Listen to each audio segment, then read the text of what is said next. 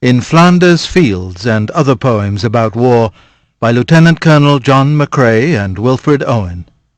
Narrated by Ralph Cosham. Lieutenant Colonel John McCrae, a Canadian brigade surgeon during World War I, wrote what is probably the most famous poem about war, In Flanders Fields, less than 2 weeks after the Second Battle of Ypres. The day after that battle, he wrote a letter to his mother. Friday, April 23rd, 1915. As we moved up last evening, there was heavy firing about 4:30 on our left, the hour at which the general attack with gas was made when the French line broke. We could see the shells bursting over Ypres, and in a small village to our left, meeting a general of one of the divisions, he ordered us to halt for orders. We sent forward notifications to our headquarters and sent out orderlies to get in touch with the batteries of the farther forward brigades already in action. The story of these guns will be read elsewhere. They had a tough time, but got away safely and did wonderful service. One battery fired in 2 opposite directions at once, and both batteries fired at point-blank, open sights, at the Germans in the open. They were at times quite without infantry on their front, for their position was behind the French to the left of the British line. As we sat on the road, we began to see the French stragglers, men without arms, wounded men, teams, wagons, civilians, refugees, some by the roads, some across country, all talking, shouting, the very picture of debacle. I must say they were the tag-enders of a fighting line rather than the line itself. They streamed on, and shouted to us scraps of not too inspiriting information while we stood and took our medicine and picked out gun positions in the fields in case we had to go in there and then. The men were splendid, not a word, not a shake, and it was a terrific test. Traffic whizzed by, ambulances, transport, ammunition, supplies, dispatch riders, and the shells thundered into the town or burst high in the air nearer us, and the refugees streamed. Women, old men, little children, hopeless, tearful, quiet or excited, tired, dodging the traffic, and the wounded in singles or in groups. Here and there I could give a momentary help, and the ambulances picked up as they could. So the cold moonlight night wore on. No change, save that the towers of Ypres showed up against the glare of the city burning, and the shells still sailed in. At 9:30 our ammunition column, the part that had been in, appeared. Major Blank had waited, like Casabianca, for orders until the Germans were 500 yards away. Then he started, getting safely away save for 1 wagon lost and some casualties in men and horses. He found our column, and we prepared to send forward ammunition as soon as we could learn where the batteries had taken up position in retiring, for retire they had to. 11, 12, and finally grey day broke, and we still waited. At 3:45 word came to go in and support a French counter-attack at 4:30 a.m. Hastily we got the order spread. It was 4 a.m. and 3 miles to go. Of one's feelings all this night, of the asphyxiated French soldiers, of the women and children, of the cheery, steady British reinforcements that moved up quietly past us, going up, not back, I could write, but you can imagine. We took the road at once and went up at the gallop. The colonel rode ahead to scout a position. We had only 4 guns, part of the ammunition column and the brigade staff. The 1st and 4th batteries were back in reserve at our last billet. Along the roads we went and made our place on time. Pulled up for 10 minutes just short of the position, where I put Bonfire, his horse, with my groom in a farmyard and went forward on foot. Only a quarter of a mile or so. Then we advanced. Bonfire had soon to move. A shell killed a horse about 4 yards away from him, and he wisely took other ground. Meantime we went on into the position we were to occupy for 17 days, though we could not guess that. I can hardly say more than that it was near the Isère Canal. We got into action at once under heavy gunfire. We were to the left entirely of the British line and behind French troops, and so we remained for 8 days. A colonel of the Royal Artillery, known to fame, joined us and camped with us. He was our link with the French headquarters, and was in local command of the guns in this locality. When he left us 8 days later, he said, "I am glad to get out of this hell-hole." He was a great comfort to us, for he is very capable, and the entire battle was largely fought on our own, following the requests of the infantry on our front, and scarcely guided by our own staff at all. We at once set out to register our targets, and almost at once had to get into steady firing on quite a large sector of front. We dug in the guns as quickly as we could, and took as headquarters some infantry trenches already sunk on a ridge near the canal. We were subject from the first to a steady and accurate shelling, for we were all but in sight, as were the German trenches about 2,000 yards to our front. At times the fire would come in salvos, quickly repeated. Bursts of fire would be made for 10 or 15 minutes at a time. We got all varieties of projectile, from 3-inch to 8-inch, or perhaps 10-inch, the small ones usually as air bursts, the larger percussion and air, and the heaviest percussion only. My work began almost from the start, steady but never overwhelming, except perhaps once for a few minutes. A little cottage behind our ridge served as a cookhouse, but was so heavily hit the second day that we had to be chary of it. During bursts of fire I usually took the back slope of the sharply crested ridge for what shelter it offered. At 3 our 1st and 4th arrived, and went into action at once a few hundred yards in our rear. Wires were at once put out, to be cut by shells hundreds and hundreds of times, but always repaired by our indefatigable linemen. So the day wore on. In the night the shelling still kept up. 3 different German attacks were made and repulsed.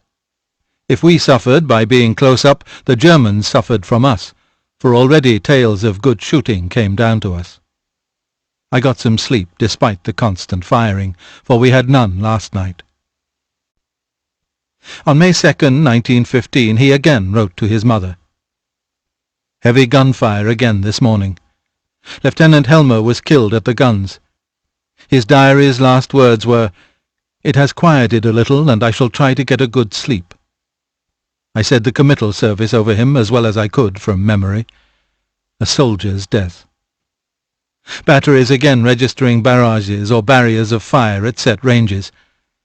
At 3 the Germans attacked, preceded by gas clouds. Fighting went on for an hour and a half, during which their guns hammered heavily, with some loss to us. The French lines are very uneasy, and we are correspondingly anxious. The infantry fire was very heavy, and we fired incessantly, keeping on into the night. Despite the heavy fire, I got asleep at 12, and slept until daylight, which comes at 3. This then provides some context for the poem he penned on May 3rd, 1915. In Flanders Fields. In Flanders Fields the poppies blow between the crosses, row on row, that mark our place, and in the sky the larks, still bravely singing, fly, scarce heard amid the guns below. We are the dead. Short days ago we lived, felt dawn, saw sunset glow, loved and were loved, and now we lie in Flanders Fields. Take up our quarrel with the foe. To you from failing hands we throw the torch. Be yours to hold it high. If ye break faith with us who die, we shall not sleep, though poppies grow in Flanders Fields. The following is a book of poems written by the English poet Wilfred Owen during World War I, the war that took his life. Preface. This book is not about heroes. English poetry is not yet fit to speak of them. Nor is it about deeds or lands, nor anything about glory, honour, dominion, or power, except war. Above all, this book is not concerned with poetry. The subject of it is war, and the pity of war. The poetry is in the pity. Yet these elegies are not to this generation. This is in no sense consolatory. They may be to the next. All the poet can do today is to warn. That is why the true poets must be truthful. If I thought the letter of this book would last, I might have used proper names. But if the spirit of it survives Prussia, my ambition and those names will be content, for they will have achieved themselves fresher fields than Flanders. The Poems by Wilfred Owen. Strange Meeting. It seemed that out of the battle I escaped down some profound dull tunnel, long since scooped through granites which titanic wars had groined. Yet also there encumbered sleepers groaned, too fast in thought or death to be bestirred. Then, as I probed them, one sprang up and stared with piteous recognition in fixed eyes, lifting distressful hands as if to bless. And by his smile I knew that sullen hall. With 1,000 fears that vision's face was grained, yet no blood reached there from the upper ground, and no guns thumped or down the flues made moan. Diaries, you name it. Strange Okay, friend, I said, we'll change it. here is no Just, cause to mourn. So third Australian None, division, said the other, capturing save the undone years, we the actually hopelessness. have a grandson. Whatever hope So is yours was my life also. I went hunting wild, after the wildest beauty in the world, which lies not calm in eyes or braided hair, but mocks the steady running of the hour, and if it grieves, grieves richlier than here. For by my glee might many men have laughed, and of my weeping something has been left, which must die now. I mean the truth untold, the pity of war, the pity war distilled. Now men will go content with what we spoiled, or discontent boil bloody and be spilled. They will be swift with swiftness of the tigress. None will break ranks, though nations trek from progress. Courage was mine, and I had mystery. Wisdom was mine, and I had mastery. To miss the march of this retreating world into vain citadels that are not walled. Then, when much blood had clogged their chariot wheels, I would go up and wash them from sweet wells, even with truths that lie too deep for taint. I would have poured my spirit without stint, but not through wounds, not on the cess of war. Foreheads of men have bled where no wounds were. I am the enemy you killed, my friend. I knew you in this dark, for so you frowned yesterday through me as you jabbed and killed. I parried, but my hands were loath and cold. Let us sleep now. Greater Love. Red lips are not so red as the stained stones kissed by the English dead. Kindness of wooed and wooer seems shame to their love pure. O love, your eyes lose lure when I behold eyes blinded in my stead. Your slender attitude trembles not exquisite like limbs knife-skewed, rolling and rolling there where God seems not to care, till the fierce love they bear cramps them in death's extreme decrepitude. Your voice sings not so soft, though even as wind murmuring through raftered loft, your dear voice is not dear, gentle and evening clear, as theirs whom none now hear, now earth has stopped their piteous mouths that coughed. Heart, you were never hot, nor large, nor full like hearts made great with shot. And though your hand be pale, paler are all which trail your cross through flame and hail. Weep, you may weep, for you may touch them not. Apologia pro poemato meo. I too saw God through mud, the mud that cracked on cheeks when wretches smiled. War brought more glory to their eyes than blood, and gave their laughs more glee than shakes a child. Merry it was to laugh there, where death becomes absurd and life absurder. For power was on us as we slashed bones bare, not to feel sickness or remorse of murder. I too have dropped off fear, behind the barrage dead as my platoon, and sailed my spirit surging light and clear past the entanglement where hopes lay strewn.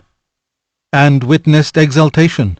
Faces that used to curse me scowl for scowl, shine and lift up with passion of oblation, seraphic for an hour, though they were foul.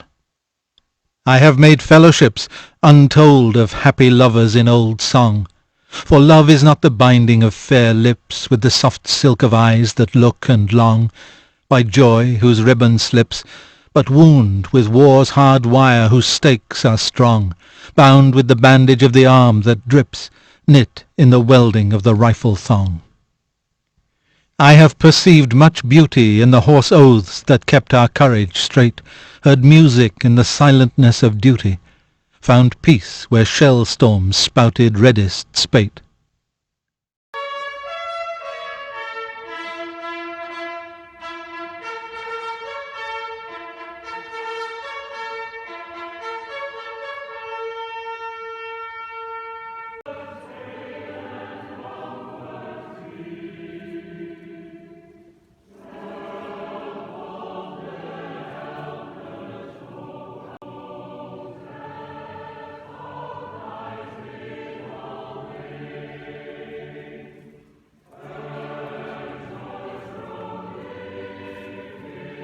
Land weak with sweats of dearth, grey, cratered like the moon with hollow woe, and fitted with great pocks and scabs of plaques. Across its beard, that horror of harsh wire, there moved thin caterpillars, slowly uncoiled. It seemed they pushed themselves to be as plugs of ditches where they writhed and shrivelled, killed. By them had slimy paths been trailed and scraped round myriad warts that might be little hills. From gloom's last dregs these long-strung creatures crept and vanished out of dawn down hidden holes. And smell came up from those foul openings as out of mouths or deep wounds deepening. On dithering feet upgathered more and more brown strings towards strings of grey with bristling spines, all migrants from green fields, intent on mire. Those that were grey, of more abundant spawns, ramped on the rest and ate them and were eaten. I saw their bitten backs curve, loop, and straighten. I watched those agonies curl, lift, and flatten. Whereat, in terror what that sight might mean, I reeled and shivered earthward like a feather. And death fell with me like a deepening moan, and he, picking a manner of worm, which half had hid its bruises in the earth but crawled no further, showed me its feet, the feet of many men, and the fresh severed head of it, my head. Mental cases. Who are these? Why sit they here in twilight? Wherefore rock they, purgatorial shadows, drooping tongues from jaws that slob their relish, baring teeth that leer like skulls' tongues wicked? Stroke on stroke of pain. But what slow panic gouged these chasms round their fretted sockets? Ever from their hair and through their hand palms misery's swelters. Surely we have perished sleeping and walk hell. But who these hellish? These are men whose minds the dead have ravished. Memory fingers in their hair of murders, multitudinous murders they once witnessed. Wading sloughs of flesh these helpless wander, treading blood from lungs that had loved laughter.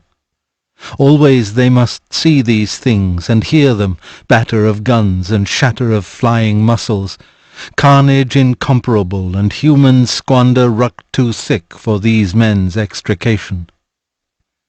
Therefore still their eyeballs shrink tormented back into their brains, because on their sense sunlight seems a blood smear, night comes blood black, dawn breaks open like a wound that bleeds afresh. Thus their heads wear this hilarious, hideous, awful falseness of set smiling corpses. Thus their hands are plucking at each other, picking at the rope-knouts of their scourging, snatching after us who smote them, brother, pawing us who dealt them war and madness. Parable of the Old Men and the Young. So Abram rose and clave the wood, and went, and took the fire with him, and a knife. And as they sojourned both of them together, Isaac the firstborn spake, and said, My father, behold the preparations, fire and iron, but where the lamb for this burnt offering? Then Abram bound the youth with belts and straps, and builded parapets and trenches there, and stretched forth the knife to slay his son. When lo, an angel called him out of heaven, saying, Lay not thy hand upon the lad, neither do anything to him. Behold, a ram caught in a thicket by its horns, offer the ram of pride instead of him. But the old man would not so, but slew his son. Arms and the boy. Let the boy try along this bayonet blade, how cold steel is, and keen with hunger of blood, blue with all malice, like a madman's flash, and thinly drawn with famishing for flesh.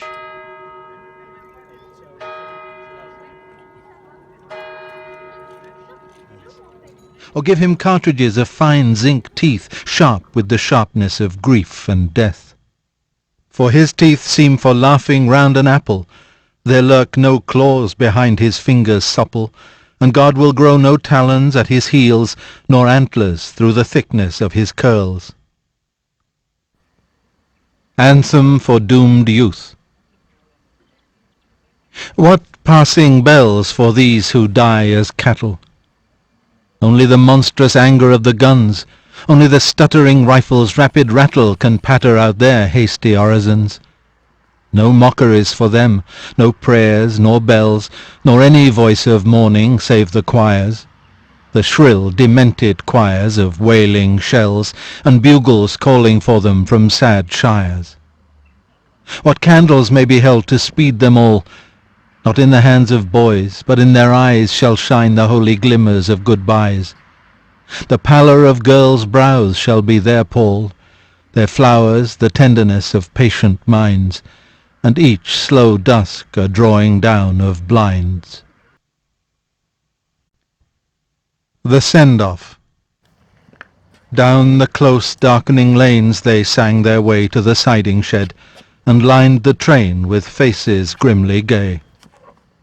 Their breasts were stuck all white with wreath and spray, as men's are, dead. Dull porters watched them, and a casual tramp stood staring hard, sorry to miss them from the upland camp. Then, unmoved, signals nodded, and a lamp winked to the guard. So secretly, like wrongs hushed up, they went. They were not ours. We never heard to which front these were sent, nor there if they yet mock what women meant who gave them flowers. Shall they return to beatings of great bells in wild trainloads? A few, too few for drums and yells, may creep back silent to still village wells up half-known roads. Insensibility. Happy are men who yet before they are killed can let their veins run cold, whom no compassion fleers or makes their feet sore on the alleys cobbled with their brothers. The front line withers, but they are troops who fade, not flowers for poets' tearful fooling. Men, gaps for filling losses who might have fought longer, but no one bothers. And some cease feeling even themselves or for themselves. Dullness best solves the tease and doubt of shelling, and chance's strange arithmetic comes simpler than the reckoning of their shilling. They keep no check on armies' decimation. Happy are these who lose imagination. They have enough to carry with ammunition. Their spirit drags no pack. Their old wound, save with cold, cannot more ache. Having seen all things red, their eyes are rid of the hurt of the colour of blood forever. And terror's first constriction over, their hearts remain small drawn. Their senses in some scorching cautery of battle now long since ironed can laugh among the dying, unconcerned. Happy the soldier home, with not a notion how somewhere every dawn some men attack, and many sighs are drained. Happy the lad whose mind was never trained. His days are worth forgetting more than not. He sings along the march which we march taciturn, because of dusk, the long forlorn relentless trend from larger day to huger night. We wise, who with a thought besmirch blood over all our soul, how should we see our task but through his blunt and lashless eyes? Alive, he is not vital overmuch, dying, not mortal overmuch, nor sad, nor proud, nor curious at all. He cannot tell old men's placidity from his.